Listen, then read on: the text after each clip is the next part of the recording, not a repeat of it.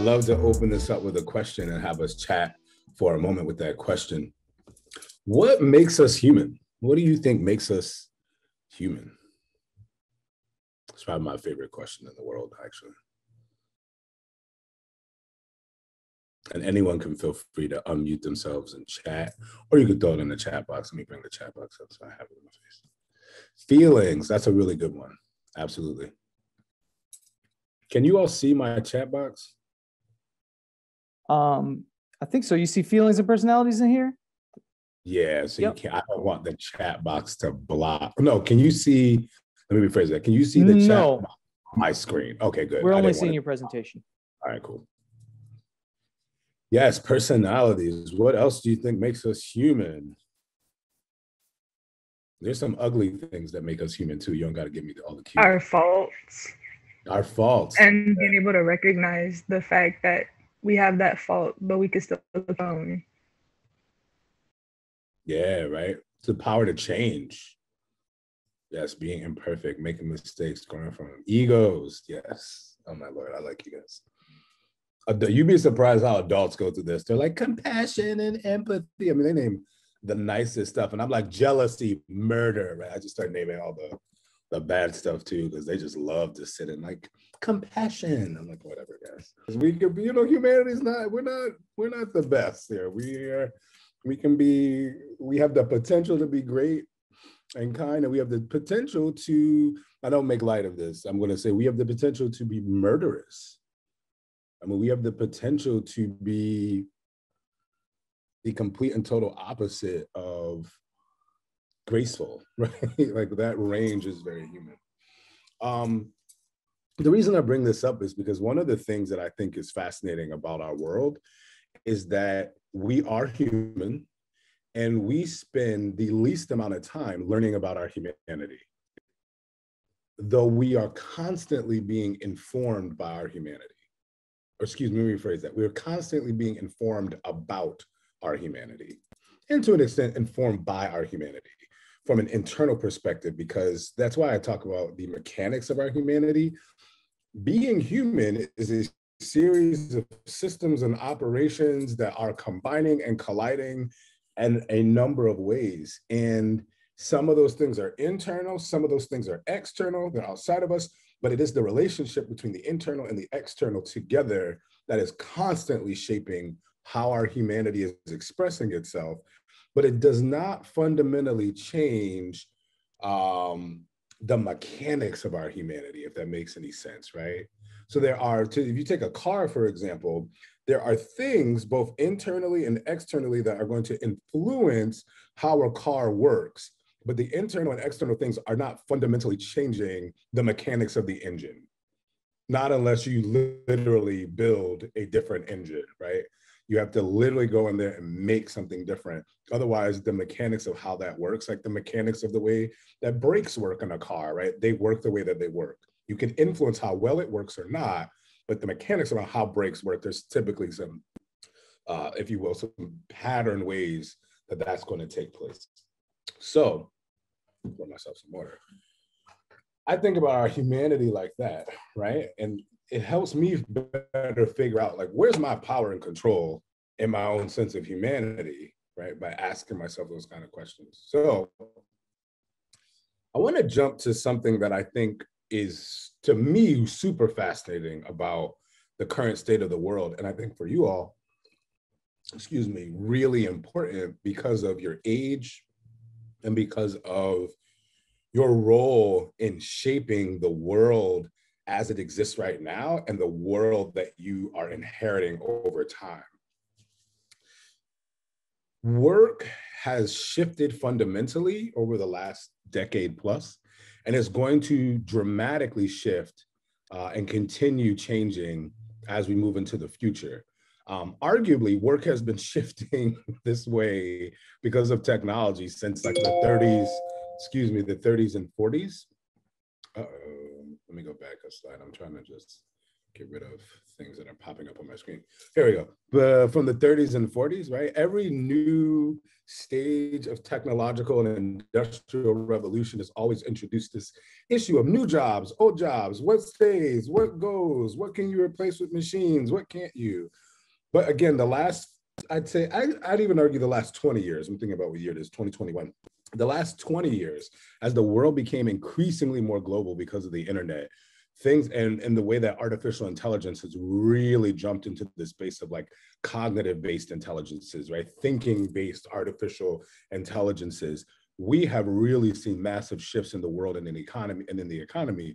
But the flip side is true here. And that's what this statement and research is currently bringing out. There are a number of things that artificial intelligences, artificial cognitive intelligences, robotics, there's a series of things that they cannot really replicate, and they're human-based. They're at the core of our humanity: creativity, collaboration, or collaborative activity, abstract and systems thinking, where you're taking things, say, from nature and things from video game design and something from like sewage design for a city that you're building, and learning from all three of those things, very, complex ideas that you then bring to how you design your classroom. Right now, technology is not good at that. Technology can facilitate us bringing things out from those three core areas, but synthesizing them, making sense of them, finding novel things or new things between those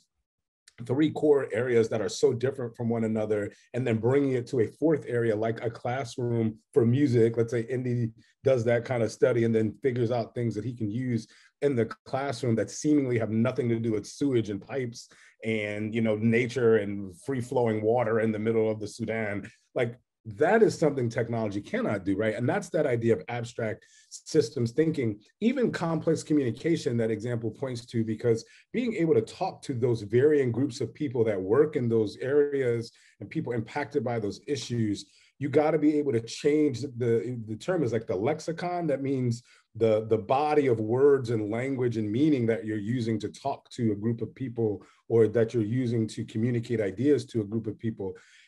You got different lexicons based on different sectors, right? Doctors have a lexicon. They've got language and meaning, codes and ideas that are very different from school teachers. School teachers have their own lexicon, right? And so being able to bounce through all of those spaces, that's complex communication. And then help people have dialogue with each other across those spaces.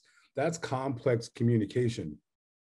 So these skills, technology cannot repeat yet. So this is dope, because there are core things that are a part of our humanity and that are part of who we are as a species, our mechanics, that actually will help us be, the term I'm going to use is resilient. Resilient in the face of a changing economy, resilient in the face of a world that is trying to figure out how to be just, how to be fair, right? We have this opportunity to dig into and understand that if we invest in these skill sets of our humanity, we're also investing in the future of young people. We're investing in the future of our country, our city, et cetera. But there's some core questions that idea that we started with, of like what makes us human. There's some core things that brings out. So if these skills are core to our humanity, I'm gonna ask you guys, what the hell is creativity?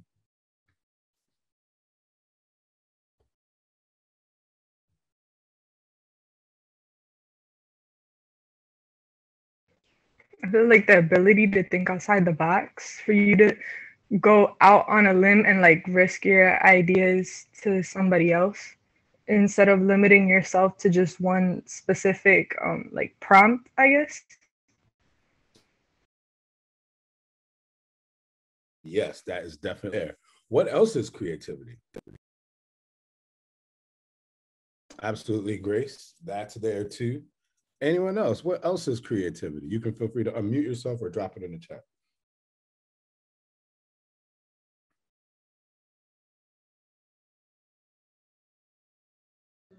Like creating something new, creating something that's way out of your comfort zone. Mm-hmm. So creating something new and stepping outside of your comfort zone relates to something else we heard earlier to taking your skills and going all in with them. Absolutely. So all these things are a part of creativity. There's some other things that are also part of creativity. Taking something that was made or that exists for one reason and completely using it in a very different way and for a very different reason.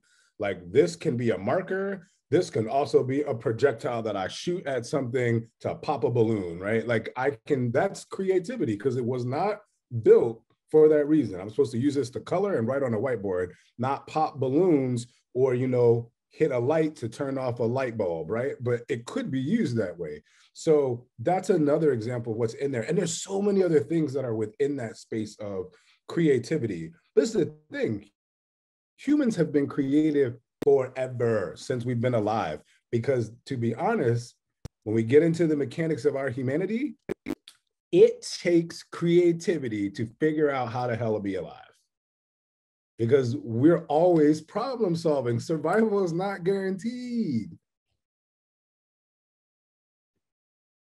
Absolutely, Andy. I love that. That is exactly right. So actually, okay, Andy, since you brought it up, let's go there for 2 seconds because I love that point. There is something called divergent thinking, right? And Andy, I love that you're the note taker and scribe here. So you can pop in some definitions, right? So there's something called divergent thinking, and then there's convergent thinking. Another way we talk about those, and you guys experience this all the time in school, objective thinking or more subjective thinking, right? So on a test for English, right, you read a book in English class, objective answers or questions are going to be like, what was the color George was wearing in chapter 2? You can't interpret that. It says in the book, George was wearing a red shirt. That's the answer, right? It's not blue, it's not maybe red, it's not kind of red, it's just red.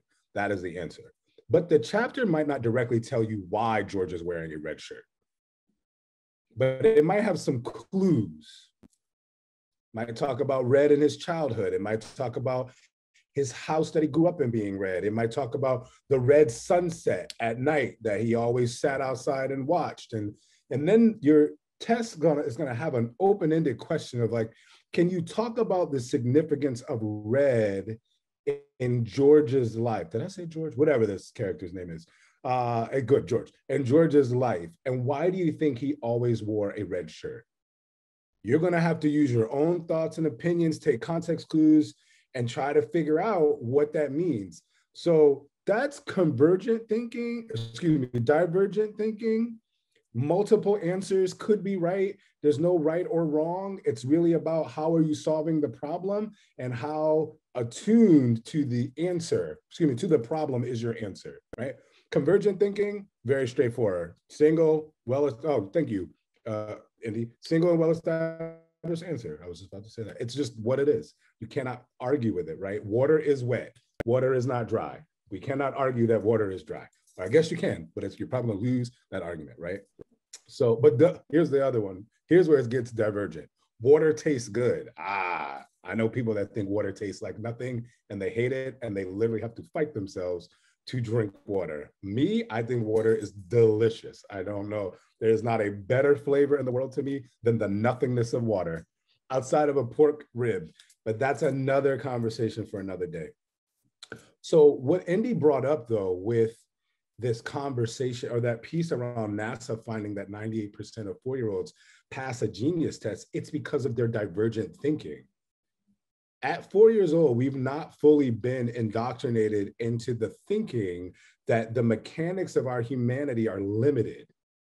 A 4-year-old still thinks that biologically they can jump off a cliff and survive, right? How many 4-year-olds want to jump off a top bunk and think they can fly? Because that's what they watched on TV. I was that little kid.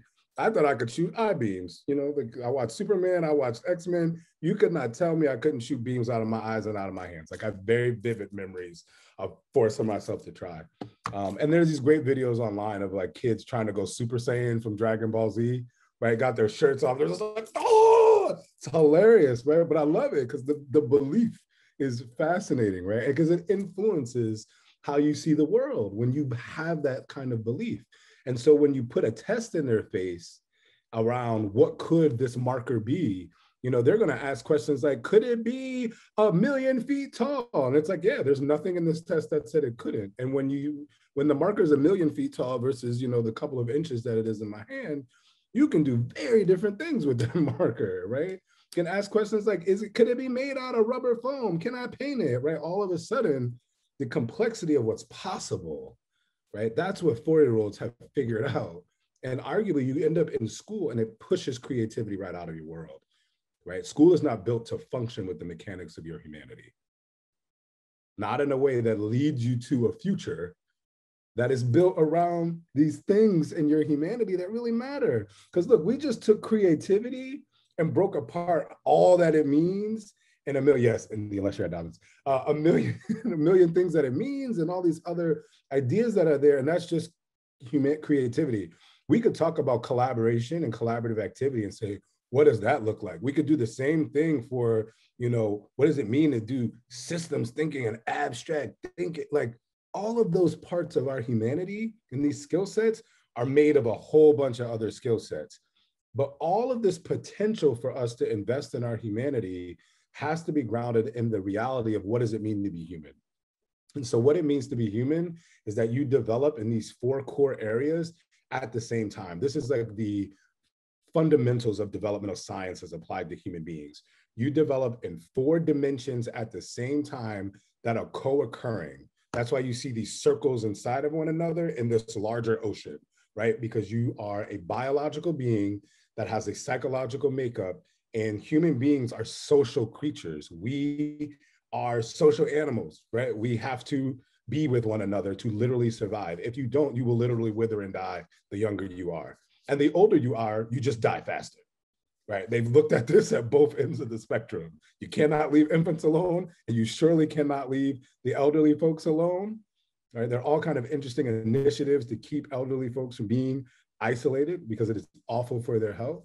And in between those 2 stages of early life and later life, not being connected to other human beings has a huge impact on your physical health, your mental health, et cetera, right? So being connected at the social level is not just a systems thing, it's a biological and psychological thing. And the last piece here is around the spiritual dimension, which is where that ocean is. Because spiritual is not religion in the context of developmental science, it's about the ability you have to make meaning. And this is where as media makers, it gets really, really, really interesting. Indy, go for it. Yeah, what you were just talking about really brought me back to Harvard has done this long study, and it's hard to measure this stuff, guys. It's like people's lifetimes, like who knows what's going to happen, right? The world is going to change. How do you measure that? But Harvard tried to. They were like, all right, we're just going to set this up for 50 years. Our next generation of scholars are going to find out what happens to the study. And this was a point of contention growing up for me between my dad and I, and it's really interesting how it turned out. They started by saying, okay, to be happy and healthy overall, like that's such a big thing about what does it mean to be human and what does all of that mean? They were like, okay, there's some balance. We've narrowed it down to relationships and achievements. Whatever that means, we've kind of narrowed it down to those 2 things balancing out with each other. But then the more their study went on, and I think about 5 years ago, they were finally like, all right, we've gotten to the point where it's irrefutable based on what we've studied. Achievements is not a part of it. If you don't have any achievements and you have the best relationships, you're just going to get through. If you've traded the other way out, you're going to be on loose ground if you mess up, because then it's about the other stuff. So that was really impactful for me to, in that long of a study, be like, no, that's how social human beings are, to what Mike was saying. Absolutely. Thank you, Andy. That's fascinating. And so in that space around relationships too, like one of the things that relationships give you that achievement doesn't is shared meaning. Right? Achievement, you're going to like make up meaning out of what's happening to you. And it isn't always accurate. But with shared meaning, which isn't always accurate, the ability a little bit differently to poke at it, to ask bigger questions, to create new ones. There's this larger opportunity with shared meaning. And so, in our remaining minutes, this went so fast. Sorry, guys. I feel like I was talking to you for 20 minutes.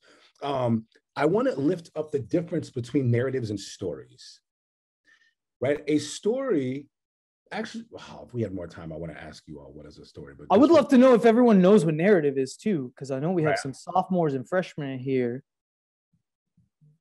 So I want to define them for you, but I want you all to, I wanted us to dialogue about it. I wanted to ask you, what do you think the story is? And then from there goes, what do you think the difference between a narrative and a story is? So really quickly, because of time, a story has a place, a location, a setting, right? Time, date. There are characters, right? And there is a beginning, a middle, and an end. Right? A story is about a specific context of a thing that happens, an occurrence that takes place. There's usually some form of meaning you're pulling from the story or can pull from the story, but it is about specifics, specific people, specific places, specific things. Narrative is larger. So stories back up narratives. Narratives are about ways of seeing the world, ways of understanding the world, ways of making sense of the world. And so by default, it also helps us predict and expect and manage expectations within the world, and is a larger way for us to share meaning. And so stories back up or support, they undergird narratives. I'll give you an example. America has a narrative around welfare. We call it the welfare queen, right? And there are so many stories that back that up. Now, it's not true. The data is shoddy. It's awful. There are more white people on welfare than there are Black people in the hood. And there are more white rural Americans on welfare than Black people or Latina folks in the hood. But the narrative that's out, the big story and big idea that shapes everybody's thinking, and then the way that they'll make policy. See where narrative is bigger than story? Because it's the narrative about the welfare queen that will shape the policies and laws, not one individual story, but the individual stories back up the narrative. So that's the difference, if you will, between narrative and stories. And as media makers, you have the power to use creativity and the core skills of our humanity to shift and change narratives and to have a direct impact on the mechanics of people's humanity, but you also have the mechanics of our humanity as tools. You have the psychological, social, and meaning-making tools to really get in there and challenge people on how they see other humans, how they see themselves, and to contribute to these larger stories or larger narratives and create stories that back up larger narratives that can challenge these ugly narratives we have right now around race and gender and sex and the whole nine. And so that's what I want to leave you with. I know time went really fast, at least on my end, it felt very fast. There's so much more I wish we could say, but I'm a friend of Dobbins. I'd be happy to come back and continue this convo with the group of you that are there and even folks at Temple. So thank you for your hearts and time.